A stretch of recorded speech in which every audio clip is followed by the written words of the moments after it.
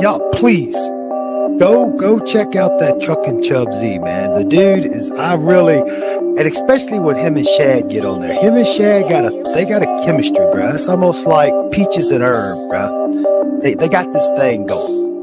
Yeah.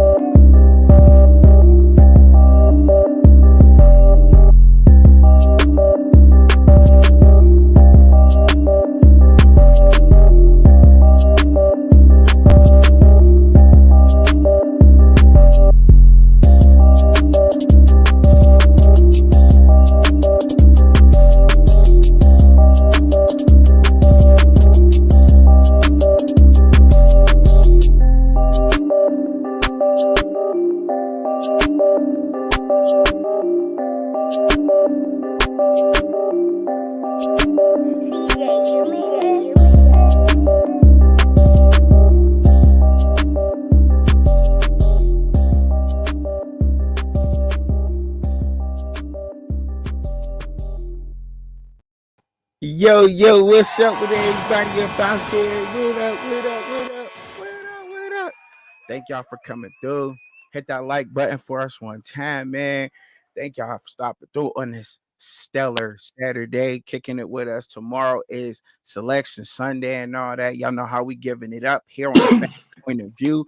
We got a couple of topics that we're going to run through today. We're going to talk about a little bit of Nick Saban, what's going on with that situation. We're going to give our top 5 point guards in the NBA. And we're going to talk about a little bit of NFL free agency. You know what I'm saying? But I'm trying to start this new thing I got going on. So before I get into a show, I got something to say, So I'm going to go ahead and then I'm going to let Shad go ahead and do his. So when you're on the road, when you're traveling on a road and the fog restricts your sight, you still know where you're going the right way. You may have to slow down and get out the fast lane, but you will still make it to your destination safely. All right? That's what I got. Let that resonate with you for a second. You know what I'm saying? All right. So what you wanted to say, bro? What was you talking about? Aaron Donald? That's what you wanted to lead off with before we jumped into it? Yeah, Aaron Donald just recently retired, right? So I'm just kind of looking at it because what ends up happening is when you living in the moment and we actually got to watch Aaron Donald go to work and things like that, we automatically gonna say, well, is he the greatest defensive player of all time? And then sometimes you come back to reality, you got to look at it. So I went to go look at just his numbers versus Reggie White, right? And Aaron Donald got 111 sacks. Reggie White got 198. And Dunn got 543 total tackles. Reggie White has 1,111. Jeez. Due to the fact that when Reggie White played, Pro Football Reference doesn't have his tackles for losses, nor do they have his QB hits. However, he did win 2 Defensive Player of the Year awards, while Aaron Donald won 3. So the question, again, like I said, we're going to get into this next week.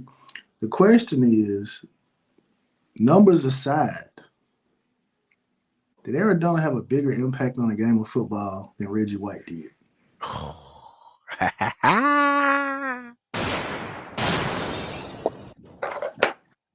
Hey, it's a good one, man. That is a great one. We're going to jump into that next week, so make sure that y'all here. What up, P-Lo stopping through in the building? What up, Mr. Overdose? Thank y'all for coming through. Make sure y'all hit that like button for me and share. You know what I mean? I appreciate y'all coming through, kicking it down with that. So, let's get this slide pulled up, man. We about to get up into it. Y'all bring it in the chat. Bring it hard today, man, because we is getting up into this, none other. So, my fault, bro. I ain't mean to drop you out like that, bro. I didn't mean to do that. I did not mean to do that, bro. Here I go playing with. All right, there we go. All right. So, the slide y'all see over there is Nick Saban. Obviously, everybody's seen what happened with Nick Saban in Congress. He went to meet with Congress, bro. And he got to talking some ish, you know what I'm saying? A lot of things. And I took some key notes down from the whole situation, right? So one thing I want to get in there talking about first was when he talked about how he sent some players and some NFL coaches came back and told him that these guys were underdeveloped, coming to him underdeveloped. So the question is, is that more proof that some of these coaches are not developing their talent and they're just acquiring the talent? Is that a fact that a lot of these guys out here do not know what they are doing when it comes down to X's and O's on the field, and they're just getting by with pure talent? Like, you know what I mean? That's one key point that I got from it. Another one, okay, I'm gonna keep it going since you didn't butt in on that. Oh no, I'll let you cook. Okay. Does Nick Saban have a personal agenda with this? Okay. And if you say no, then I would ask back, well, why did he wait to retire to start speaking on these issues? Okay.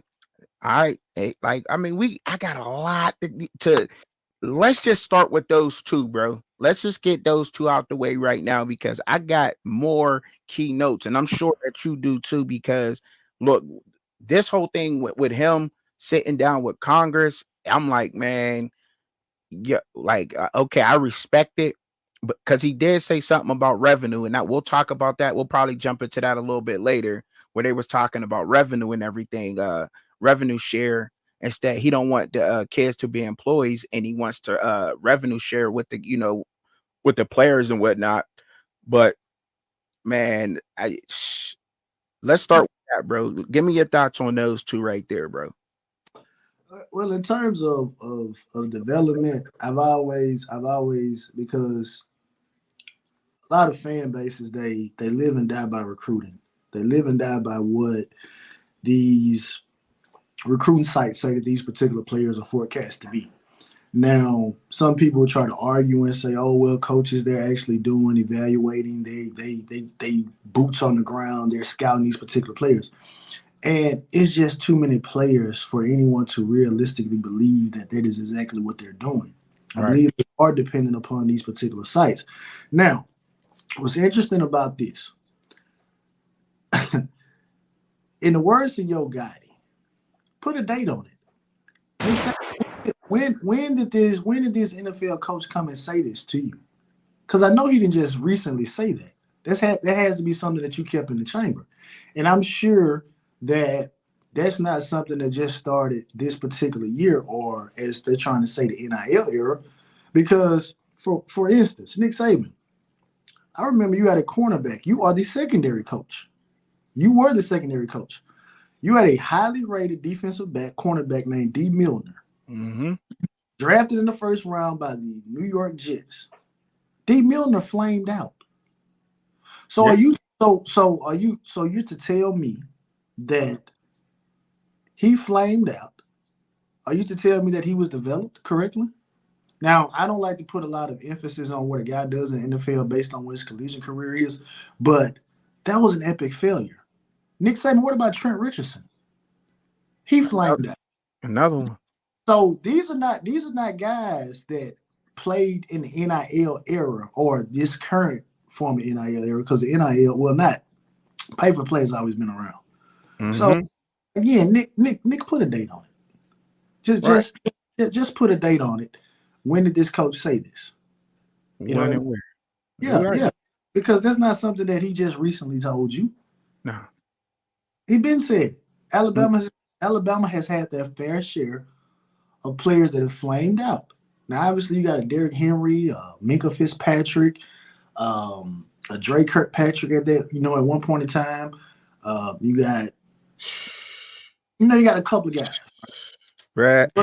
But He the has some amount of, stacked teams, bruh. I yeah, mean, he has some guys, you know what I'm saying, that turned into stars on teams. And that's another question I want to ask you. Do you feel like Nick Saban and do y'all everybody, do y'all feel like Nick Saban was like jealous of this era because he's not able to just hoard talent after talent after talent?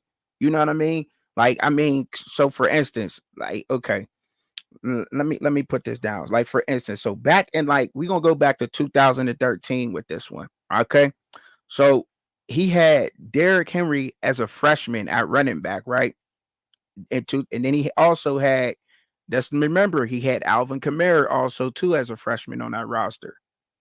He also had Reuben Foster, Chris Black was a wide receiver, Ryan Anderson, a linebacker, Landon Collins as a DB, Amari Cooper, Kenyon Drake as a sophomore running back, I may add, OJ Howard, and he had TJ Yeldon as a sophomore. Is he upset that he just can't have that backfield? Because I mean, you could have took all four of those running backs that's on that one roster, and you could have placed them around in the NCAA, and they would have had 1,000-yard seasons. Do y'all agree? yeah. So is he mad that he can no longer do that? I think that's, a part of me feels like that, bro. Like, these coaches, these old coaches feel like they can't do that anymore. They can't just hoard talent on rosters. I mean, come on. Those is all, would you argue? You can even argue all of those are like first round picks. TJ Yeldon coming out of college, Alvin Kamara, Derrick Henry, and Kenyon Drake. Come on, bro. Come on, bro. All on the same roster in 2013. Yeah. And since he can't do that anymore and hold them near, it become a problem. Why not speak then? He didn't want to speak out then. That running game was set. We know the SEC is known for getting the big guys. They get their big guys. His game was set for the next 4 years after that. So I mean, I kind of feel like that in a way, but he did speak in such a way to make you feel like and believe that he was not malicious with his intent. May I go on? I mean, we can talk about these rosters because we all know that Alabama's rosters and Georgia's rosters was just crazy hoarded with talent. We can even go LSU. You know what I mean? Yeah, LSU, Ohio State, throw USC in there. I mean, yeah. I mean, it was a small collection of schools, but what was funny, because you got, like, again, going back to the recruiting services, they had like an ESPN top 300. Mm-hmm. So basically, when you look at that when you look at it is simplistically, you're basically saying that the top 300 players can go to 10 schools. Right. They have 30 guys. Mm-hmm. 10 schools could get all of the ESPN top 300 guys, right? So, yeah. But to kind of piggyback off that before you move on, he mentioned the NFL. Now, no one is. This is not new, right? People said that's why Nick left the NFL. He didn't feel like he had enough control over the situation. But to kind of get back to the hoarding talent situation, we understand the NFL roster has 53 guys on it. A college football roster, you're talking about 75 plus guys. And Alabama uniquely was able to do something called gray shirting, where the guy they found some people somewhere Huh? to go to school so they could oversign guys, right? Um, What? I, I did one of my first videos I did on my channel when I first started. I said the transfer portal is going to separate the coaches from the recruiters. Now, this particular situation with Nick Saban, it's we're gonna people are already looking at Nick Saban's side out anyway, right? They're already questioning, well, how good are you because you were able to hoard all this talent. Right. And me, this is just going to make those cries that much louder. But I will say this though. I will say this. Not to put all the weight on Nick Saban's shoulders. I don't think Nick Saban is the only one that feels this way. He's just the only one that's gonna come out and say it. Facts. Facts. That's a fact. I believe that. I believe that, bro. I believe that too. You know what I'm saying? And you know, I hate to feel that, to seem like we just sitting here picking on him, but I know that I know there's a whole bunch of them old school type coaches that feel the same way as he's feeling. You know what I mean? A lot of guys don't feel like pay for players in here is fair. They feel like it's not fair, and that's the way they're looking at it. But in a sense, how do they gain any kind of control with this quote on air quote pay for play era that we're in right now in the NCAA college football? I mean, me personally, and I've said this. This may not be the most um, thought out opinion. Well, Mhm. this might not be the most accepted opinion, but I'll just let it run its course. I don't just. I mean, Okay. anything that goes unmonitored or anything that just runs wild, eventually it's gonna come to an end. You just have to weather the storm. To be honest, I wouldn't, I say this. Current way transfer portal, pay for play, I think another 5 years max. Hmm. Because what's going to happen is just I mean, we can bring this to real life situation, right? You That's got a true. household, right? So say for instance, I'm paying just say we paying the light bill, right? Right. We paying the light bill. But eventually but well, no, let's say the internet, right? We're paying for the best internet. And they're not giving us the best service for the internet. Mm, What's going to end up happening? mm. I'm going to go somewhere else, or I'm going to hold my money. We're going to try to, especially in a large situation, because people do have power.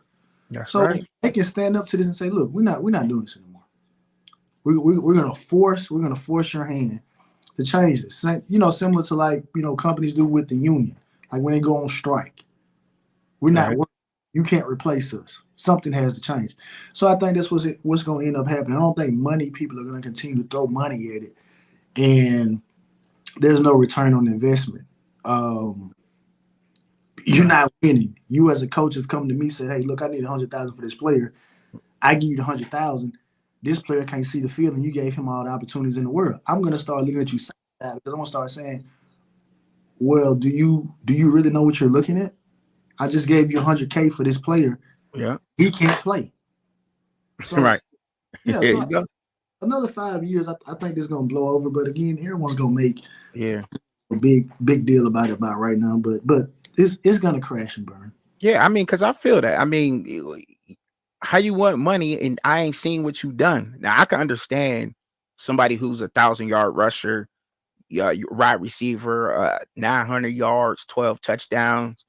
What are you paying for? You can't pay somebody, and some of these guys is just coming straight out of high school though and wanting money off the bat, Um, and with that saying, the last question I want to ask you, bro, for you, do you think that contracts are inevitably coming? Are they coming? Or is that coming? Do you think that that's what he was heading towards with this whole situation?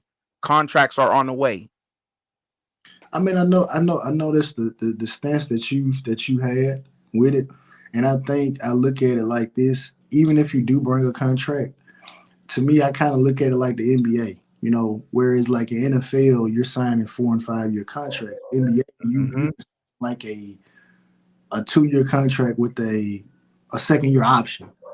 So I think if anything, it'll come to that. But then you going people are gonna get jobs because you're gonna have to unionize or you're gonna have to have some type of, you know, association speak for you. So they're Mm-hmm. gonna end up getting a cut of it, right? So it's gonna get into that. But again, like I said, the more you talk about it, the more other people talk about it. I do think it will be contracts, but I don't necessarily. But then again, the question then becomes, okay, if I'm giving you a contract, what is the scholarship for? I think you know what, that is gonna be almost become just a whole part of it. I mean, because you can say that a scholarship is almost a contract, right?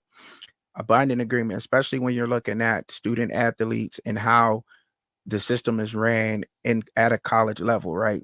So you can sit here and you can say that that is almost a contract, a binding agreement between the university and the student. You know what I mean? But the problem is these parents that are coming in, or uncles, momagers, dadagers coming in, not having the experience to help this child with this money, and that's the problem that's going on here. But I think it's coming. It's coming. Without a doubt, contracts are going to be a part of this. And, I wrote something down really quick. So just, spitballing, right? For a student to gain any more money on a contract, they must maintain at least a 3.3 grade point average, etc. Something like that. Okay. Will probably be coming into play here. Um, Nick Saban says that he's in agreement with the student athletes getting share in revenue, which is a lot of money if you break that down. Um, so with all that being said, bro, I do think contracts is how you get a hand on this. How you gonna do that? I don't know. That's for them to figure out. We could come up with a whole bunch of ways to speculate and to guess and say this way, that way, this way it work. But look, in the end, we're not the NCAA, we're not that university, but it's gonna happen. And that's the only way you're gonna get some kind of handle on what's taking place right now with this name, image, and likeness and so forth. You know what I mean? That's what I got, bro. Yeah. And I'll say this in closing about the revenue sharing thing. Now, what's interesting about that is I don't know if you watched it, but it's a documentary. It's on YouTube. It's about Don King. Mm-hmm. And so a particular story on there about a boxer. And what he spoke about was that they had a fight, I think in the UK, right? So Don King was his promoter, and Don King had his stepson to be his manager, right? So they both getting a percentage of the cut. So when he got back, home, he won the fight and he got his, settlement. And so what he saw on there was like Don King charging for hotel fees, airline fees, all this stuff. So what I'm getting at in a nutshell is if you do the revenue sharing, Right. I feel like they would do it in such a way that they are going to give it to you not from the gross, they're going to give it to you from the net. And so they give it to you from the net, just like, again, just like our paycheck. We love to, hey, give me the gross. I don't Mm-hmm. want the net. I don't care about the Social Security, the insurance, 401k, just give me the gross. You know what I'm saying? Just give me the gross. So I think if you do it from a revenue sharing standpoint, they're going to give it to you from the net. And I don't think it's going to be anywhere near what Right. these guys are making right now in the free market, so to speak. Yeah. But that's my thoughts. That's my thoughts about that because obviously Jim Harbaugh spoke about that, giving revenue sharing. And obviously we say, Yeah. oh, it's $1 billion business, but it's like, okay, well, what does it look like after the fact? Because a lot of people don't like to talk about it, but a lot of these athletic programs, they actually go, they're in the negative at the end of the year because they spend so much. Mm-hmm. So and I think what ends up happening is people that the school is paying them. It's not the school; these are the boosters. So I think that'll be a lot of red tape right there of trying to figure out, okay, I'm going to approve you for doing this, doing this, and then business is cyclical. Like you may have a great year, and then you can contribute more, but then the next year business is down, you can't contribute as much. You see what I'm saying? So I mean, again, like I said, we could talk about this all day and all night. All day. I mean, yeah, man. Because man, when I first seen it, when I sat there and I watched it, I said, wow, this is deep, and but my ultimate feelings from that was just, like, wow, like Nick Saban, Kirby probably got something to say about it. All these coaches that just had these teams that were stacked for years had something to say about this. You know what I mean? Like it's, and it just always takes me back to guys. And I know I said this a lot of times, but the Fab Five in Michigan, they was robbed the most. And if name, image, and likeness was in when they were there, I mean, it was a UNLV basketball team that could have profited a lot from that. But they took college hoops to a whole new level, man. And they missed out on a lot. Michigan made millions of dollars off of that squad, man. And it just kind of makes me like, man, here you are like with this whole roster of superstars in college complaining about this. You know what I mean? And it almost seemed like that, but then like I said, he had other good points to talk about and to make it, seem as if he was on both sides. But ultimately it was just because, look, I can get a star in Alabama, but I can't get 12 5-star running backs at the same time on a roster. So that's all I got to say in that, bro. Let's see what we moving on to, y'all. Y'all keep it rolling with me. Make sure y'all hit that like button out there for us, man. Appreciate y'all checking in with us out in the chat. I see you, Katie Allman, Mr. Overdose. See y'all out there, man. Appreciate it. Now, who is y'all top 5 point guards in the NBA? Who you got real quick? Let's get this out of the way. Cuban Kane out there and Brian Stone. I see all y'all out there, man. What up? Who's your top 5 in the NBA? The top 5. Top 5 guys. All right, I'll start. You want me to start with this? Let me get my my notebook pulled up here because I wrote down so much stuff, man, that I don't put it on my computer no more because it is shut down on me if I do. So I had to. Where did I put that? Oh, it's in my other one. Here it is. All right. So in this number 5, I got Derek White from the Boston Celtics show. Why? I got Derek White from the Boston Celtics. I'm gonna tell y'all this right now. Played 62 games. That means a lot to me. How many games are they playing out there? Is he sitting out? Is he showing up? I know he's shooting 47% from the field. So 40% 3-point shooter, 90% free throw shooter from the line. Okay. Got stellar defense. He leads all point guards in blocks. He got about 2 a game. You know what I'm saying? 1.3 to be exact. He's a great team guy. He takes about 12 shots a game. He probably making about 5. He takes all smart shots, yo, and he plays incredible defense. But most of my guys that I got on my list play defense. And is that rare in a point guard? No. But nowadays, to get a point guard that ain't about just scoring or either passing and playing some defense, I got to go with Derek White from the Boston Celtics just for that fact, y'all. So that's my number 5 guy, and I'll get into my number 4. Who's yours, bro? I got Shai Gilgeous,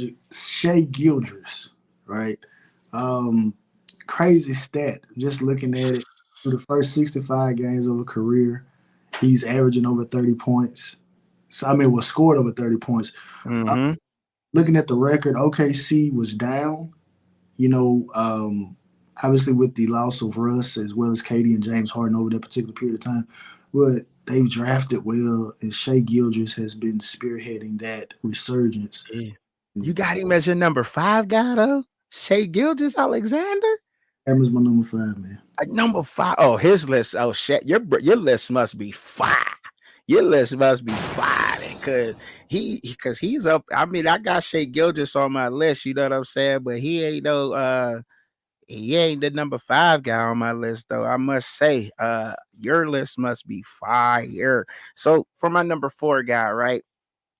I can go with the obvious choices, but here on the fans' point of view, we like to really get into things, right? So I want to say De'Aaron Fox with Sacramento Kings. Okay, he's averaging 27 points a game. He's in his 7th season. Look, I just like the way that he matured out there, y'all. When he first got there, he had some rough edges. It seemed like he was a really selfish guy. He grew into a great leader. So, part of his personality and how he grown on that team as a leader is why I like De'Aaron Fox. Not only that, I mean, he ain't a bad player. I mean, we know how he's giving it up. Like I said, 27 points a game. He's shooting 47% from the field, 36% from the 3-point line, and he plays defense.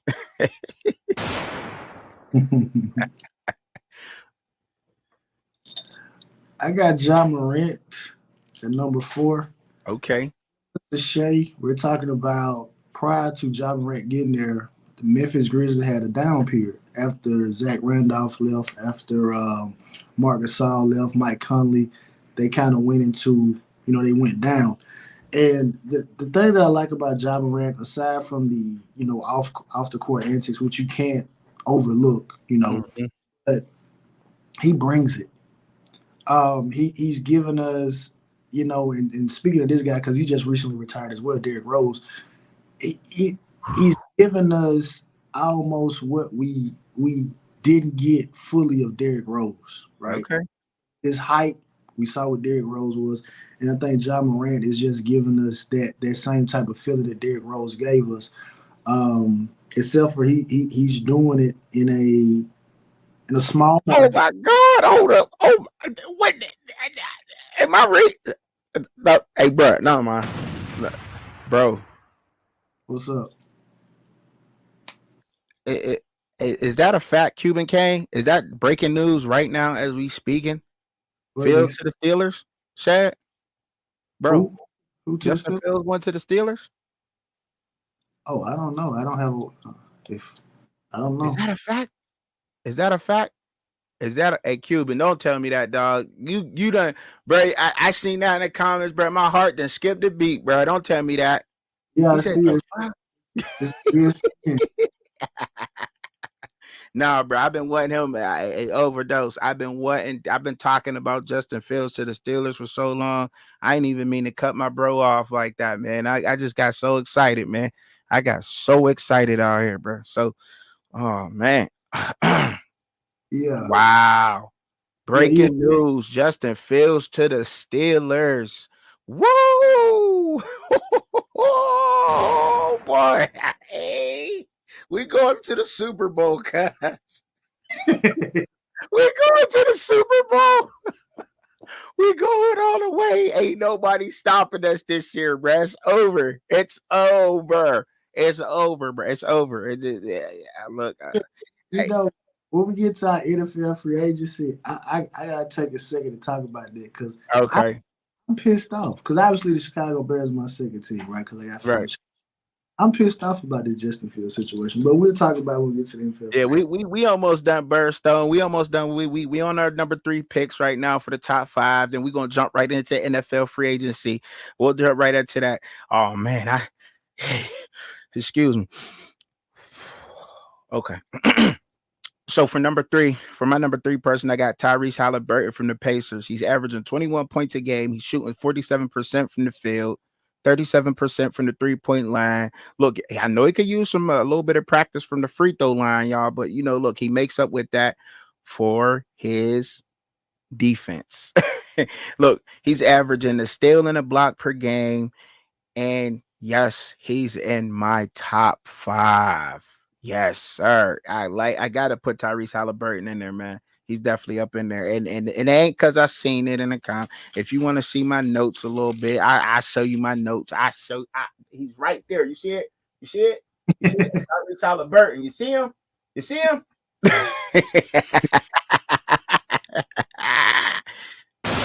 That's a fact. Look, I mean, Jamal Murray. I thought Jamal Murray Bird was like a I thought he was an obvious choice. You know what I'm saying? Like we try to me myself. I'm an optimistic thinker, so I just try to go off brand with everything else. You know what I'm saying? Like I thought he was a little bit of obvious choice out there, Jamal Murray. But no doubt, I like Jamal Murray. You know what I'm saying? I do like Jamal Murray though.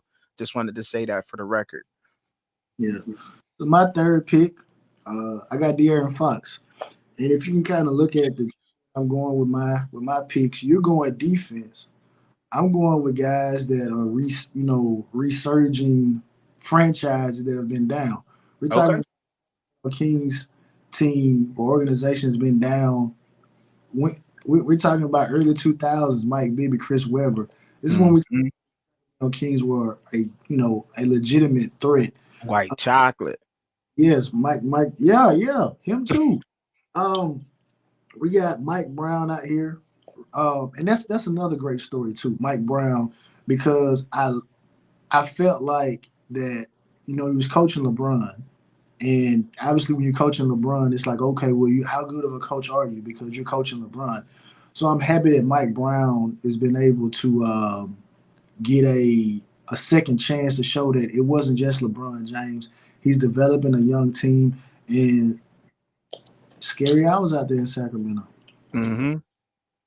Okay. I dig that, bro. I dig that, bro. I like the way you said that.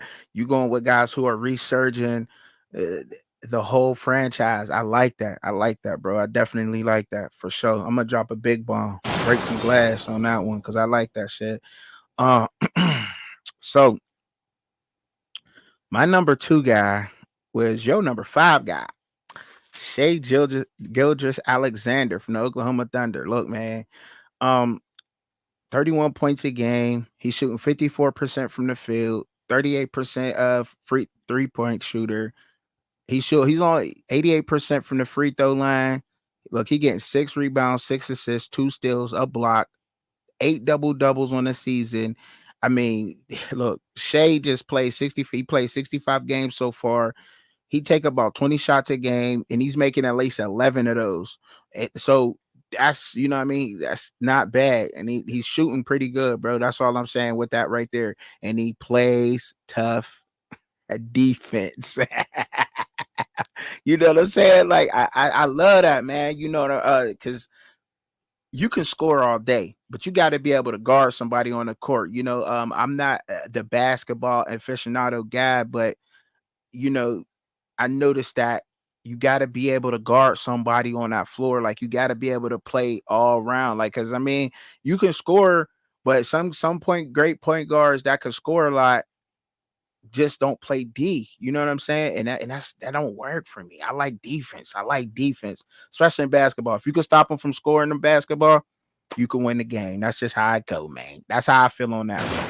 Simply put, that's how I put that. Now I could have used more extravagant vocabulary and used big words like us preposterous. How could I do that? And all this type of ish, but I'm not gonna get into all of that. You know what I mean? I just want let me so who's your number 2 guy, bro? Staying true to the theme of what I got going on, and this may be a corny pick. This may be you ain't really doing the work.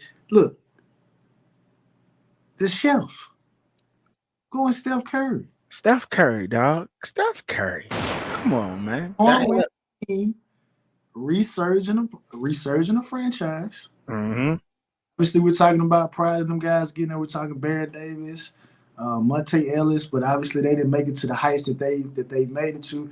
Greatest shooter in NBA history. Period. Doesn't necessarily fit in the mold of the traditional point guard as we know it, but the game has evolved. So, but I'm going Steph Curry. That's my number 2 pick. I feel that. I like that. You gotta like the chef, bro. You gotta like Steph. Come on, man. Gotta fuck with the staff.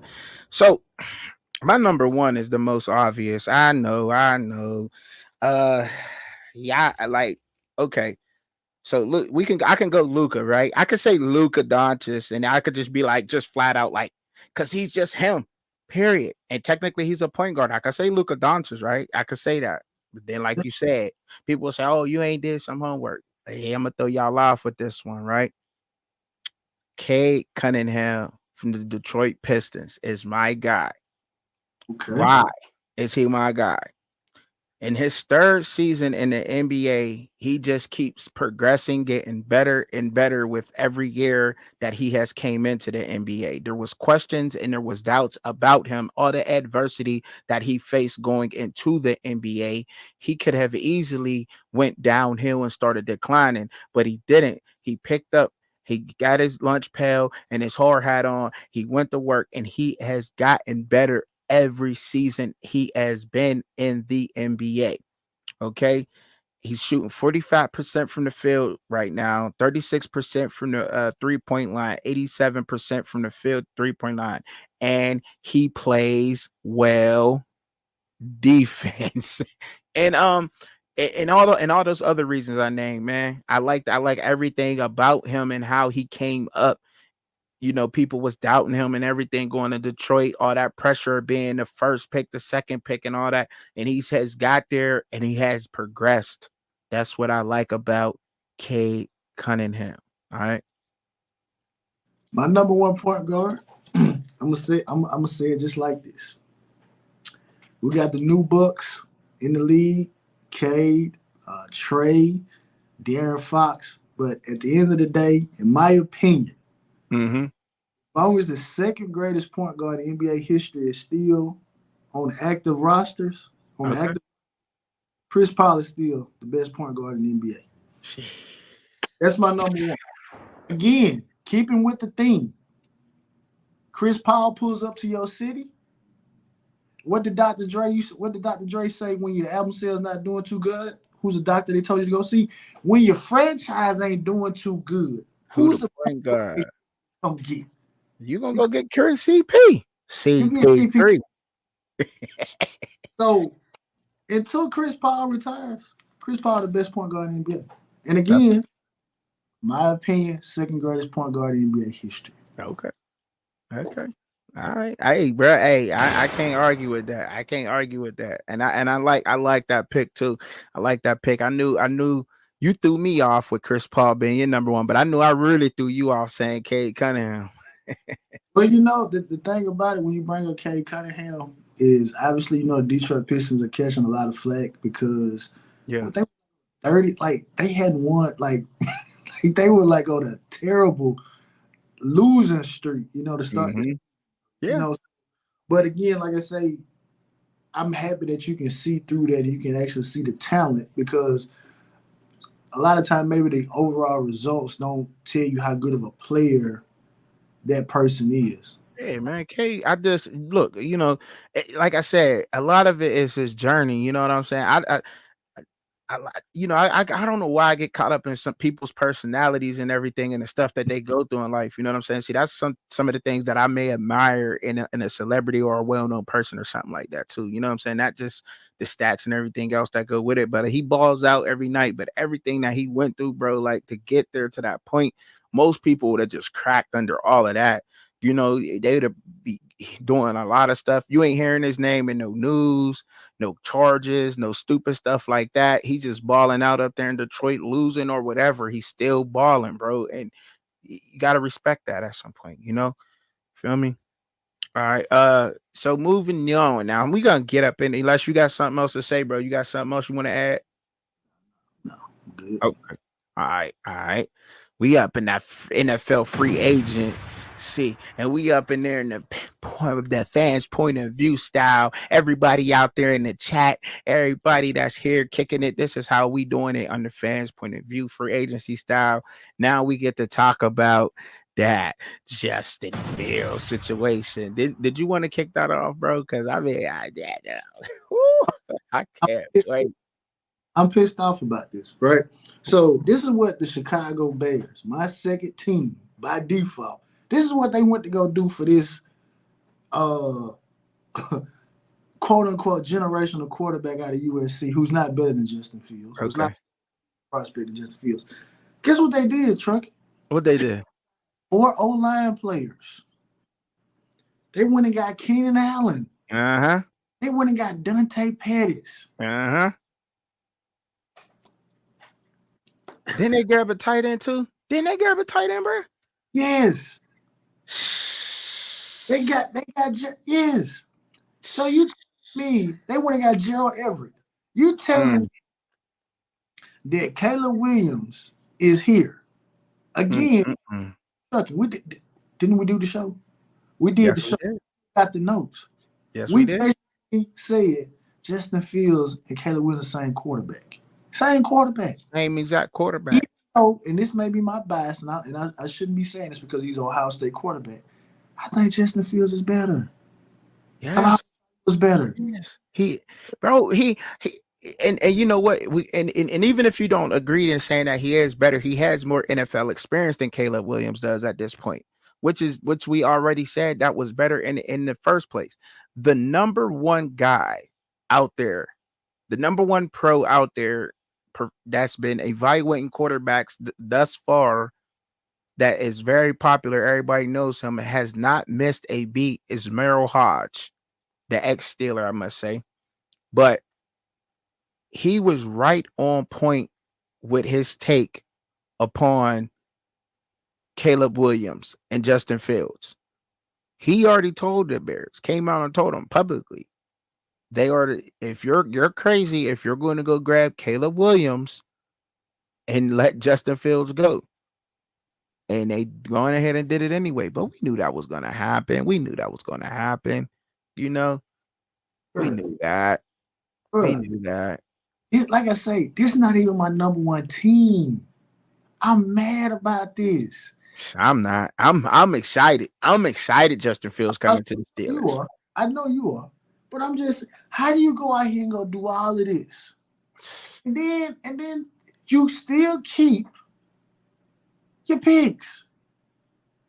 You still keep your number one and your number 9. So because you went to go sign 4 O-linemen, you can go get him 2 more weapons to go right along with Gerald Dante Pettis and Keenan Allen.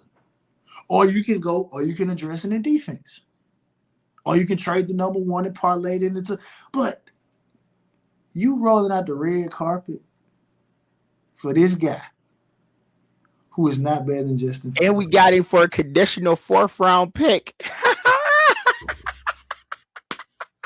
Oh my God. Oh my God.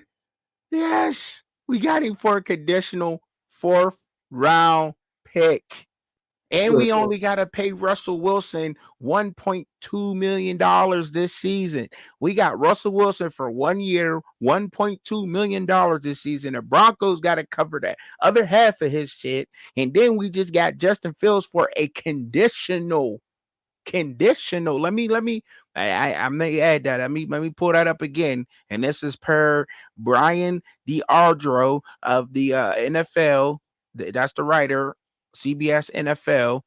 That's what he says. Yes. Justin Fields to the Steelers for a 2025 6th round pick that could become a 4th rounder. Wow. Wow. Wow. Look, Justin Fields is going to be hot anyway. He's going to carry that chip on his shoulder. He's going to become our future franchise quarterback. He don't even got to have that pressure on him this year. Go to Pittsburgh, learn Arthur Smith's system, sit behind Russ for this year. We get a deep playoff run from Russ this year, or whatever we get from Russ. All Justin Fields got to do is sit back, watch Russ, and watch what Russ messes up on and what he does, and then come in and take us all the way, because we gonna get more. We gonna get a couple Super Bowls up out of him. I'm telling y'all that right now. Well, yes, I'm bold to say that. We taking down the Chiefs in the AFC. Yes, we are. We're dangerous. Ain't nobody want that to happen to the Steelers. That's all we needed. That's all we needed. That's all we needed. And we got a linebacker too. And Patrick Queen, man, stop it. TJ Watt, Cam Hayward, and them boys, Mika Fitzpatrick, man, stop it, boy. Man, what? Man, I'm talking that ish now. I am. I'm glad Small Hands, Kenny Pickett got out of here. Man, I'm so excited. Hey, look, y'all, I'm so excited. I don't even care about the rest of it right now. I really don't. I really don't. Like, that just made, like, oh no, let me be serious though. That just really made us contenders again in the NFL. And regardless if you don't like the Steelers, let's all agree football is better. The NFL is better when the Steelers are a good team, when we're relevant, and we're not irrelevant with a quarterback like Kenny Pickett, right? You know what I'm saying? So yeah, man, I'm excited for that, man. But so obviously, I mean, right now, if we going to go, so the way we did this free agency style, y'all, we went ahead and we went by the positions, okay, and then we're gonna just say what team won or got the best pick, what team we thought got the best pick out of that position, and y'all can go along with it too. You know what I'm saying? I like to do that. So first off, I want to say. You go ahead, bro, because I just went on a whole rant about Justin Fields, so I'm gonna let you take the first one. We on QBs. No, you got it, bro. 'Cause like I said, I gotta calm down because He really, I literally watched that these individuals when they got 4 offensive line, Keenan Allen, for for for this man, who's not better. You can go for wow. I got Thank you. Thank you, Katie Allman Birdstone. That is the truth out there, y'all. That is the truth. How you give wrenches out? I want to give a wrench to somebody. I don't know how to give no wrenches out. You gotta teach me how to do that. You gotta learn me. I don't know how to do no wrenches. But okay, so QBs. If I gotta go with the QBs, okay. The team that I think won, and it's gonna shock a lot of y'all. I gotta go with the Seattle Seahawks, y'all. I got to. Picking up Sam Howell. Yeah, I know you can sit there and you can say he threw 21 interceptions, trucking, he garbage, this and that. Like, okay, I would go ahead and say that the offensive line was not protecting him, that his timing was off with a lot of those throws because of the 65 sacks that he took in the whole season last year. But let's not forget that he was airing it out. He was definitely one of the top quarterbacks when it came to passing yards in the NFL. I can't remember exactly what week it was in, but at one week, I believe he was leading the NFL with passing yards. I believe. Correct me when I'm wrong, y'all. He was averaging 230 passing yards per game. I just think that he needs to go to Seattle, calm down with the hero ball, just learn from Geno Smith, his rights and wrongs, reset. And then when his number is called, get in there and wreck shop because Sam Howell got what it takes. I believe in Sam Howell. I think Sam Howell is decent at what he can do. Now he can go up to Seattle and just sit behind Geno and gradually either win that spot or just learn. Like I said, so that's who I went with. Seattle Seahawks with the quarterback. Who you went with quarterback? Who you think got it? We're dead on. Like I said, I'm a fan of Sam Howell. And I watch Sam Howell do some things to my team that he shouldn't have been doing from a freshman up to his last year. But I picked two. I got two guys. So the second guy I got Jacoby Brissett going back to the Patriots. I think Mayo being the head coach, having a familiarity with Jacoby Brissett, knowing how he works, and obviously he's started some games for the Patriots. So I think him going back to New England, I think that could pay some dividends, right? I don't know if they're gonna go in terms of letting him be the starter, or they actually go out there and draft a quarterback. But even if they do, I think he's probably going to be the guy that's QB1 to start off with because he's steady, and like I said, he's going back to a familiar environment. Right. And look, hey, look. Do you think that Jacoby Brissett is going to end up being a coach at some point? I think he probably will. He's very smart. Very smart guy.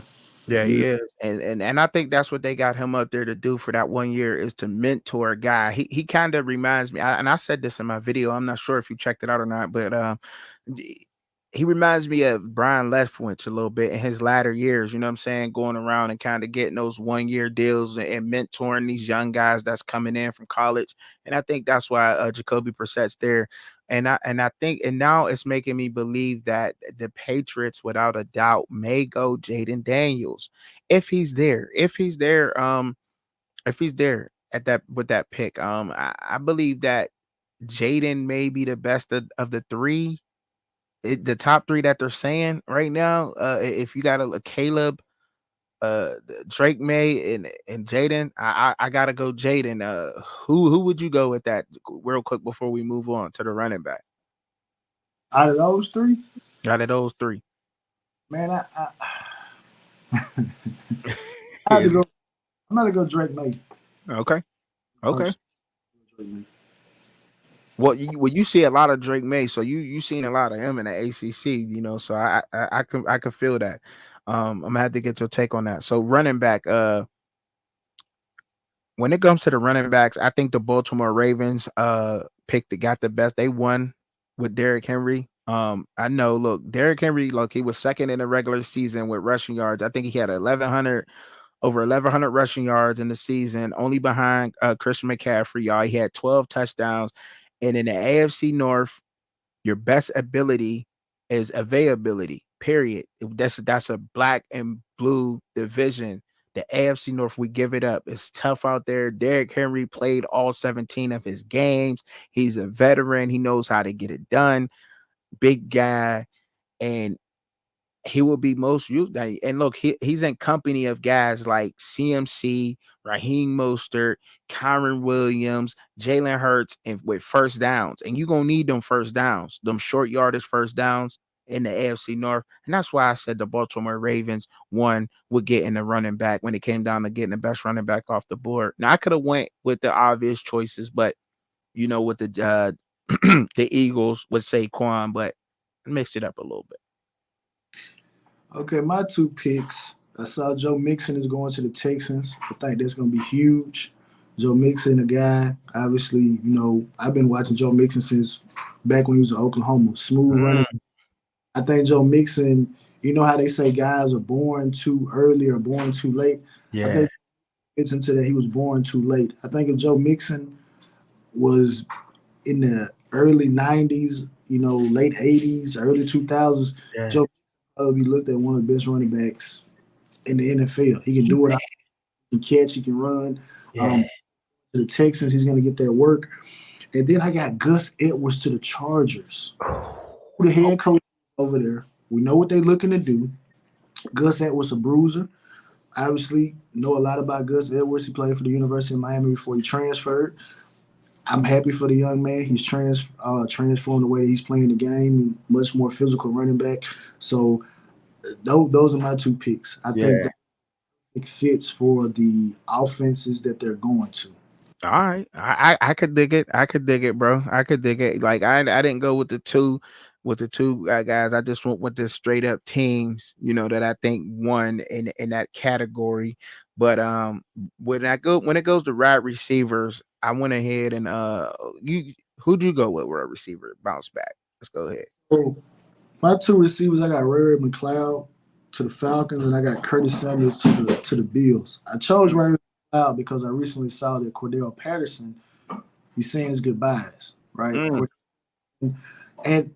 we're gonna have to do a show on Cordell Patterson, right? Because he has had a very interesting career. Starting out as a receiver, then transitioning to running back, then being game. But I think them picking up Ray McCloud is going to give them a boost in the return game. Obviously, Ray McCloud is a guy that you know very well because he played for your Steelers. Yes, he did. Yes. And then Curtis Samuel, I believe he's going to replace Isaiah McKenzie. And again, Curtis Samuel, a guy that I've liked dating back to his time in Ohio State. And I think him going up there, potentially playing with, well, not potentially, but playing with a guy like Josh Allen, I think they'll find unique ways to use Curtis Samuel. Yes, that's a good fit. I agree, bro. That's a good fit. Great fit. Not a good fit. That's a great fit right there. I went with the obvious one here, and I know, like you said, I did. I went with the obvious one, and I know it is Keenan Allen to the Chicago Bears, bro. Why you rubbing it in though, bro?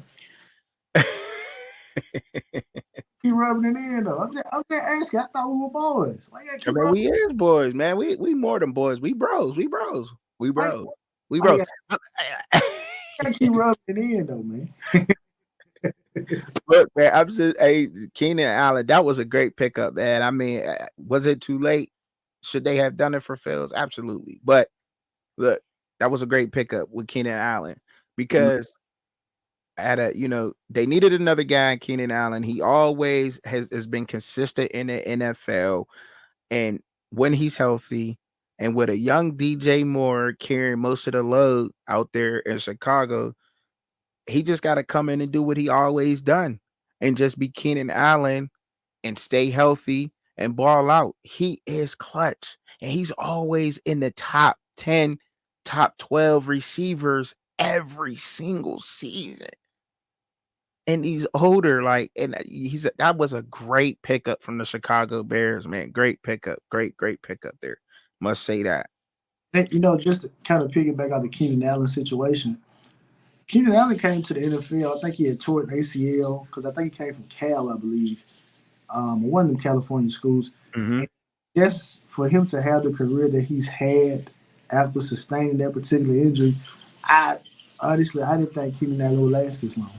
But it just goes to show when you put your head down and get to work and appreciate, you reap the rewards. Yes, absolutely, 100%, bro. All right, who you go with your tight ends, man? Your tight ends.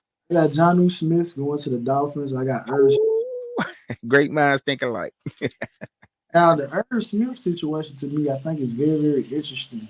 Because you already got Kelsey, which I'm sure he's probably obviously on the back nine, and then you're bringing in a guy like a Irv Smith. Mm-hmm. Kansas City is devoid of that number one receiver. I don't know if they'll draft one, but we saw the Patriots be absolutely deadly with two tight end sets. So I see a situation where Andy Reid is looking to incorporate something like that. Because obviously the tight ends are not, and I love receivers, but they're not as diva, and they're not going to command as much money. So get some work out of Irv Smith along with Travis Kelce. I mean, it's going to work. And that's why I love the two tight ends. That works so well, man. It works so well. When I know, bro. I hate to cut it off, but when we watch Tom Brady, Ender Hernandez, and Gronk go to work. Man, that was beautiful. That was beautiful. And it was something that we've never saw two big guys catching ball like that running. We was like, how could you guard this? Especially if you got two guys on the outside of them. It's dangerous. It's very dangerous. But yes, I went with Jonnu Smith, and the Miami Dolphins to me got the best pick and when they went to tight end in free agency. Jonnu Smith. Look, because when he targeted, he's catching the ball. He had 70 targets. He had 50 catches for 582 yards. Look, he moving the chains. That for the Dolphins offense when his number called. Because look, that's all he needs. He's averaging a first down per catch. That's all I'm saying. When you look 70 targets, 50 catches. Every time he caught the ball was almost for a first down, right? Could you agree? Like 582 yards. The guy is just at ease. You know what I'm saying? And then when you want to say, well, the other targets, you can say, okay, let's say Kittle. You can say Kittle from the San Francisco 49ers. He had 90 targets, 65 catches. That was 25. He's in the company, and I know this is going to sound a little weird to some people, but Cole Kmet had some high production. He did, believe it or not.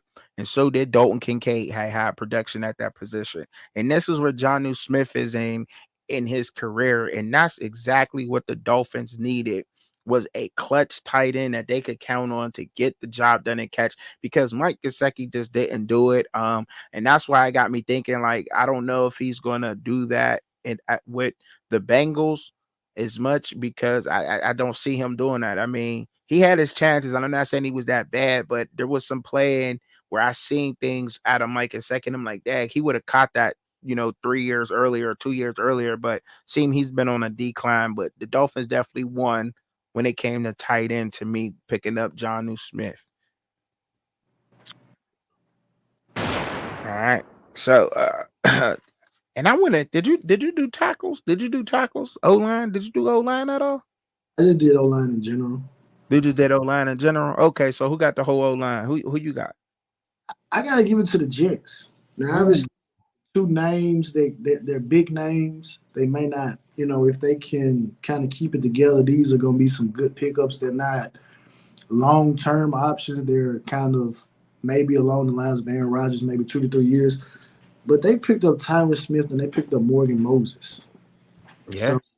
So they are addressing a weakness. Obviously, Tyron Smith hasn't been the healthiest, but when he does play, he's one of the best in the game.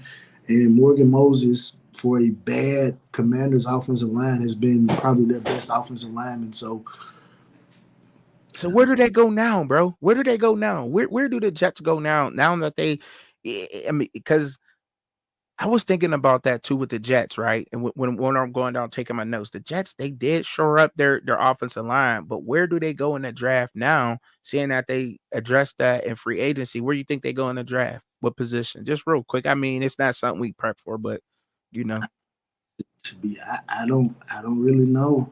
Like you said, they've addressed that. They got receivers. They got the run game. They got defense. I don't have me personally. I don't have a linebacker, that I feel is worthy of a first round pick. I mean, just your traditional linebacker. Maybe it puts them in contention to get one of these, big time edge guys. that could work. That could work. You know what I was gonna say. So you say edge. That's the tight end on the defense. I was gonna say tight end on offense, and it's not because that I'm sorry, his name. I know his name too. Tyler Conklin. It's not that Tyler Conklin ain't doing a good job out there with the Jets. It's this two tight end thing that seems to work in the NFL, and all teams want a backup tight end. I'm not, because there's some nice names out there. We've talked about Jaheim Bell, but there's also Jared Wiley. There's also Cade Stover. There's some guys out there that fit with that. And Cade Stover does have a relationship with Wilson at Ohio State. He went to school with him, so it's just it's just spitballing because I really don't know what they're gonna do too. Seeing that they addressed their offensive line through free agency. All right, so all right, I went with when I went to tackle. I say Trent Brown.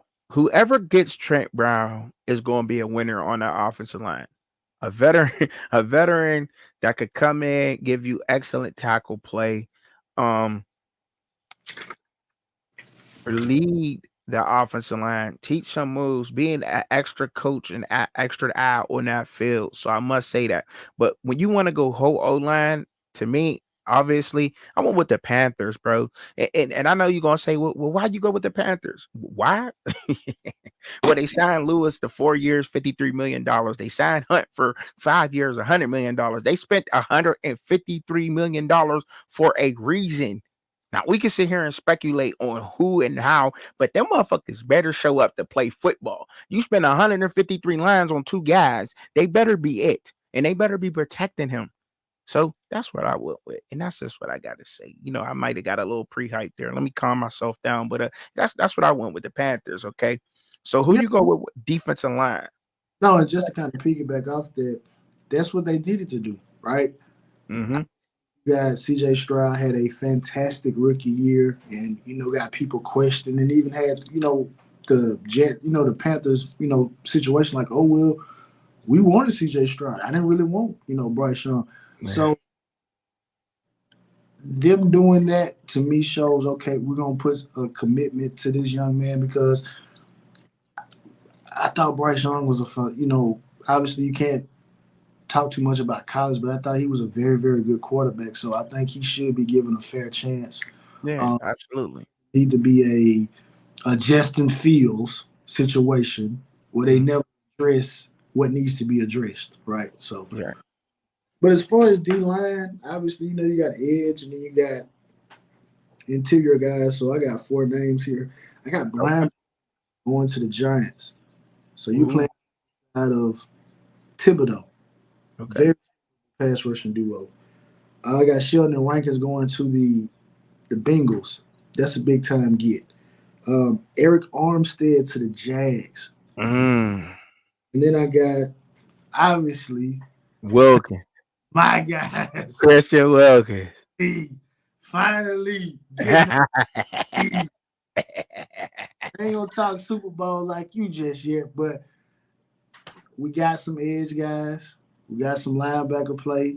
So again, this just changes what we need to do in the NFL draft. Even though I still feel like that, I still want Michael Penix, even though we got Gardner Minshew. But I think he can be more of a mentor role. But I still want Michael Penix. Man, So, look, I think Michael Penix is going to. He is going to surprise a lot of people. I cannot stand how he lost in the national championship versus a Michigan defense that was just incredible college wise. Um, yeah, but before that, Michael Penix was this, he was that, he was everything in the world, and everybody just shunned him up. Michael Penix is better, is still good in my eyes. He's a sleeper pick at quarterback for sure in this draft. I think he would fit great for the rate with the Raiders. I think he would fit great with y'all out there in Las Vegas. But yeah, man, Christian Wilkins going on a D. Oh man, that's just look. I mean, you already got Crosby. Crosby, you got a dangerous guy in the middle, and you got Crosby. That's all they need. Y'all need on that defense to shore that up. I ain't gonna lie. I was upset. I was mad that y'all let Jacobs go. I like seeing Jacobs in the black and silver. I ain't gonna hold you. I I ain't am. gonna hold you. I am too, man. I ain't gonna hold you like that. That move right there, sending Jacobs to the Green Bay, just might have made the Packers the team to be in the NFC. Like the NFC, they for real. That was a low key right there. That could have been the biggest running back acquisition, right? You Right? know, Could have think been. about it like that, but I just kind of, yeah, I'm I kind mean, of, yeah. Well, I didn't want to go with the obvious right there, bro. You know what I mean? He's a big name, Josh Jacob. You know what I'm saying? But eh, for sure, though, that Green Bay team just became very dangerous with the ad of him for sure. I mean, you can say DeAndre Swift going to Chicago that helps them too. There's a lot, but there you go again. Talking about Chicago again. There you I mean, look, man. I mean, because go. y'all gotta just make the right decision at QB at this point. At this point, your Bears have to make the right decision when it comes down to these guys. Who is the guy? Is it really Caleb Williams? Yeah, We don't. take Michael Penix. Take Drake May. Drake May. Hey, man. I think Jaden Daniels is the guy, man. I think him, man. If he slipped to the Patriots like how we think it is, because for sure, Drake, and I don't know, because it seems like Washington seemed like they want to take whoever's this off the board. They might want to take Drake May, because I'm hearing New England is in love with Drake May for real, for real. I'm hearing a lot of New England fans talk about Drake May, especially out this way. But who knows? Let's keep it moving though. So who you got at cornerback, linebacker? Let's go to line edge. You already said edge. So who's the best linebacker that got signed to You you? didn't get your D line. I did get my D line. You said. Oh, I sure didn't. Oh yeah, I did. I said Alshon Robinson. Okay, that's a big get. Yeah. Alshon Robinson. Going under y'all, man. That's what y'all not see. It's just crazy the way that they put in that work and y'all shore that up and when that defensive line out there, like I said, with all them ads that y'all got and with Kurt, this it's for sure now. Y'all got a solid D. Time to focus on that. Oh, I did, but who you got at linebacker? I got Bobby Wagner going to the Commanders, and then I got Jose Jewell going to the Panthers. Oh, Obviously, Bobby Wagner is on the back end of his career. He's not mhm. what he used to be in the early days of the Seahawks, but still can make it happen. And the Panthers, getting a guy like that, again, it just shores up because that's one thing the Panthers have had. Mhm. Anything else they've had, they've put together some pretty good defenses. So they're sharing up that linebacker position. Well, you know where I'm going. I mean, do I gotta say it? You don't. You don't have to say it because I already had breaking news. So no, you don't have to say it. So you know what? We can move on. Let me fix that. Let me fix that. You ain't gotta say that. Let me fix it. Let me fix it. Should I put it on? Let me put it on. Fix it for what? I put it on. Should I put it on? Come on, bro. Should I put it on? Should I put the hard hat on? Do the rest of the job? Should I do it? Should I do it, bro? Now, I look. Obviously, you know, Patrick Queen's a monster, bro. He's a monster.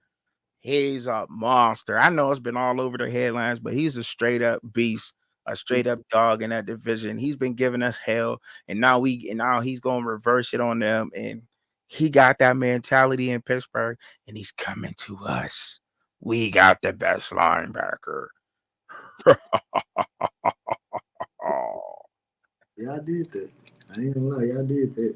So, when it comes to cornerbacks, who you got? Who you thinking, man? Cornerback. I got Kendall Fuller going to the Dolphins and C.J. Gardner-Johnson to the Eagles. Bro, Fuller has been good for so long to the point that I'm sitting there thinking like, isn't it time for you to retire? Like you just been so good. I remember you going all the way back to Virginia Tech. He's just so good. He's just been so good. He has been just an athlete, just an athlete. Again, I remember him dating all the way back to recruiting. When it came, he ended up going to Florida, but he was again another guy that has just been good at the game of football. So, but all right. Okay. So Kendall Fuller though. Kendall Fuller. I think so right here I gotta roll with Chidobe. I gotta go roll with Chidobe, man, to the Titans, man. I gotta roll with that guy. Okay. They got him for 3 years. He's in his 8th year in the NFL. He said, I can see Trucker's teeth from here. Hey, let me stop. Look, you done messed me up in the comments, Cuban. Cuban done messed me up, bro. I shouldn't even looked at that. Nah, but look, Chidobe going to the Tennessee Titans in his 3 years they got him for. He's in his NFL prime 8th year in the NFL. He is low key gluey to a receiver, bro. Like, and when I say gluey, like he be on them. He plays, bro, like no other. He bats passes down, bro. He gets the job done. You hear me? And he could tackle. He had 43 solo tackles this past season, yo. Had a forced fumble recovery, and he got 2 stuffs. That's a good pickup for the Tennessee Titans, man, to shore up on that cornerback position right there, man. I like that. You hear me? Most definitely. Who you so with safety? Okay, I'll lead this one off. Safety. Now I could sit here and say easy choices, Xavier McKinney to the Packers. I could say that, right? But I'm like, nah. I like Jordan Poyer going to the Miami Dolphins. I like that. I like that pick. I like that pick for the Miami Dolphins. I do. I've always been a fan of Jordan Poyer. Look, man, what Jordan Poyer lacks in coverage, he makes up for in tackling, yo. He reads the play like nobody else, like no other in the NFL. His overall awareness is just what that secondary needs. Plus, you know what I'm saying? I got to replace what they had let go of, and listen to this part, right? When you he knows the division. He knows that division. And in the NFL, you gotta win the division first to even, then you worry about playoffs. That's how they play. They play the division first, then they start playing under the other opponents. By grabbing Jordan Poyer, that was a chess move by the Miami Dolphins at safety because he knows that division. He knows how to play Josh Allen. He knows how to play the Patriots. He knows how to play the Jets. He knows that division, and that was a great pickup. It was smart. He's a veteran. He comes downhill and he's smacking shit. Man, because he's always got 100 tackles a season. I like that pick for the Dolphins, bro. I like it. I really do. You know what I'm saying? I'm sold on it. And I'm gonna back that up all the way through, man. All the way through. Yeah, I agree. Jordan Poyer was my pick. Again, like I said, is he'll have a very good defense, in Buffalo. So and this, I think that's another topic we can have for next week, right? Mm-hmm. Look at What's the guy that? that Buffalo had to let go. The question that I have, the NFL seems to be adopting what the Rams did, going all in. Obviously, the 49ers did the same thing. They had to lose Eric Armstead. They even lost DeForest Buckner a couple of years before that. He ended up going to Indianapolis for some of the same stuff. So it's like, are the NFL, are they just going all in?